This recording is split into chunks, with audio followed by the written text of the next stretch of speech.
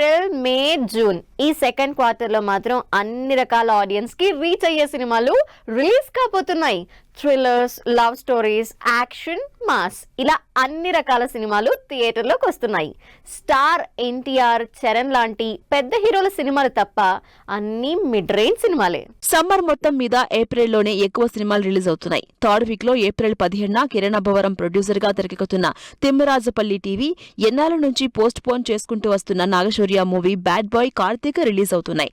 తిరువీర్ హీరోగా తెరకెక్కుతున్న పాపం ప్రతాప్ తో పాటు అప్కమింగ్ ఆర్టిస్టులతో గేదెల రాజు, కాకినాడ తాలూకా సినిమాలు ఏప్రిల్ 17న థియేటర్స్ లోకి వస్తున్నాయి. ఏప్రిల్లో ఎన్ని సినిమాలు వచ్చినా అన్నింటినీ వాషౌట్ చేసి ఈ సమ్మర్ కే హైలైట్ గా నిలవడానికి రెడీ అవుతుంది పెద్ద సినిమా. రామ్ చరణ్, జాన్వీ కపూర్ జంటగా బుచ్చిబాబు డైరెక్షన్ లో స్పోర్ట్స్ యాక్షన్ డ్రామాగా 200 కోట్ల బడ్జెట్ తో తెరకెక్కుతున్న పెద్ద పాన్ ఇండియా వైడ్ గా హై ఎక్స్పెక్టేషన్స్ తో ఏప్రిల్ 30న రిలీజ్ కాబోతుంది. ఒకవైపు టీం పక్కాగా రిలీజ్ అని అనౌన్స్ చేసినా మరోవైపు పోస్ట్ పోన్ రూమర్స్ వినిపిస్తుండటంతో కన్ఫ్యూజన్ లో ఉన్నారు ఫ్యాన్స్. అయితే టీం మాత్రం పోస్ట్ పోన్ అని అఫీషియల్ గా అనౌన్స్ చేయకపోవడంతో ఏప్రిల్ 30నే రిలీజ్ అని ఫిక్స్ అయిపోయారు ఫ్యాన్స్.